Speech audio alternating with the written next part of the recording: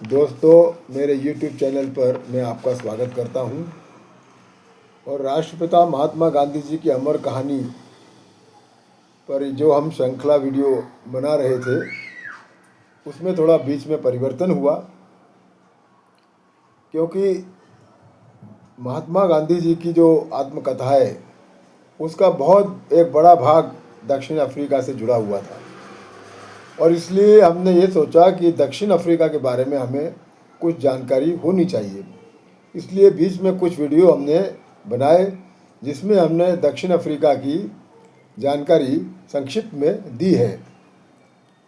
अब आगे हम इसी को अमर कहानी को जारी रखेंगे। इसका आज हम भाग 56 और खंड 3 आपके सामने प्रस्तुत कर रहे हैं।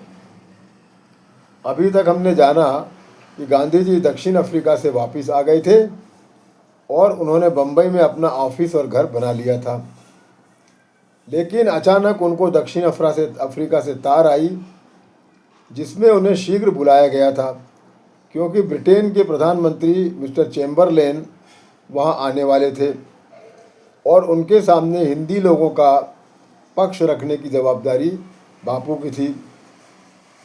पक्ष रखा गया, लेकिन मिस्टर चैम्बरलेन ने अत्यंत निराशाजनक जवाब दिया जिससे सब हताश हो गए। उसके बाद चैम्बरलेन ट्रांसवाल जाने वाले थे, वहाँ की जवाबदारी भी बापू की थी,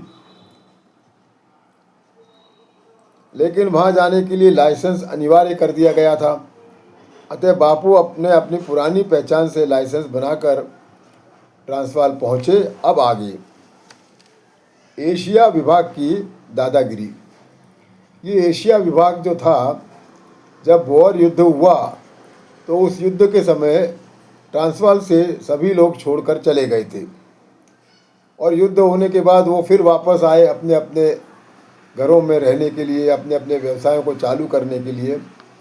तो उस वक्त अंग्रेज़ों ने एक नियम बनाया कि उनके लिए लाइसेंस लेना अनिवार्य कर दिया और इसके लिए कुछ जो अंग्रेज़ों के अमलदार वहाँ से आए थे एशिया से, उन्हें कुछ काम देने के बहाने उन्होंने एक विभाग बनाया जिसको एशिया विभाग कहा। जो एशिया से इसका जो उद्देश्य था वो एशिया से जो लोग आए उनको परवाना देने का, उनको लाइसेंस देने का। तो ये एशिया विभाग था। तो इसके बारे में बोअर युद्ध के बाद लोगों को ट्रांसवाल में फिर से बसाना था। इसके लिए सभी को लाइसेंस लेना जरूरी था और एशिया के लोगों को लाइसेंस देने के लिए एक अलग विभाग बनाया गया था। मैंने ट्रांसवाल में प्रवेश कैसे किया यह अमलदार को समझ में नहीं आ रहा था। उसने हिंदी लोगों से पूछताछ की पर कुछ पता नहीं चला। फिर उसने अनुमान लगाया कि मैं अपनी पहले की पहचान से बिना लाइसेंस के वहाँ पहुँचा हूँ और यदि ऐसा है तो मुझे जेल में डाला जा सकता था, ऐसा उसका मन में चल रहा था। युद्ध के बाद यहाँ एक कायदा बनाया गया था जिसके तहत जो भी बिना लाइसेंस के ट्रांसवाल में प्रवेश करता था उसको जेल में डालने का कानून था। अमलदार ने डरबन में तार करके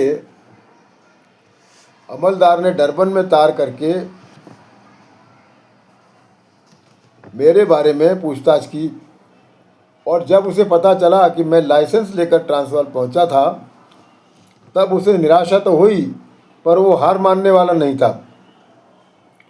उसने सोचा कि वो मुझे चैम्बरलेन से नहीं मिलने देगा। यहाँ एशिया विभाग के जो अमलदार थे वो अत्यंत भ्रष्ट थे।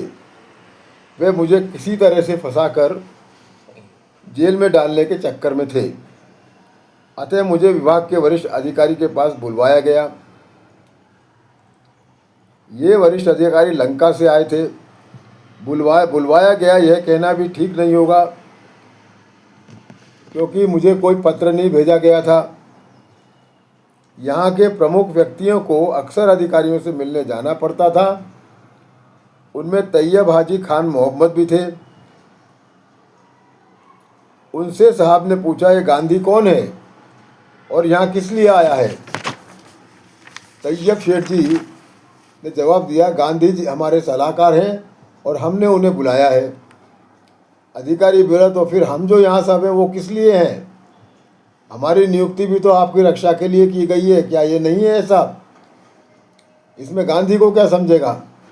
तैयब शेठ ने कहा, आप तो हैं ही, लेकिन गांधी हम में से ही हैं और उनको हमारी भाषा समझती है और वे हमें आपसे ज़्यादा पहचानते हैं। साहब बोला, गांधी को मेरे पास लेकर आइए। मैं तैयब शेठ और अन्य लोगों के साथ गया। हम सब साहब के सामने खड़े थे। बैठने को कौन कहता? साहब ने मुझसे पूछा, क्या समझ के आप यहाँ आए हैं? मैंने कहा, मेरे मित्रों के अनुरोध पर मैं उन्हें मदद करने आया हूँ। अधिकारी बोला, क्या आपको मालूम है आपको यहाँ आने का अधिकार नहीं है? आपको लाइसेंस गलती से दिया गया है। आपको यहाँ का रहने वाला माना ही नहीं जा सकता है। आपको वापस जाना पड़ेगा और चेम्बरलेन से आप मिल ही नहीं सकते। यहाँ के हिंदी लोगों की रक्षा के लिए ही तो हमारा विभाग बनाया गया है। आप जाइए। इतना बोलकर अधिकारी चला गया। उसने हमें बोलने का मौका ही नहीं दिया। मेरे साथ जो लोग थे उन्हें ठहरा लिया। बाद में उन्हें डांट डपट कर और ये समझाकर बाहर भेज दिया कि वो गांधी को मुझे वापस भेज दें,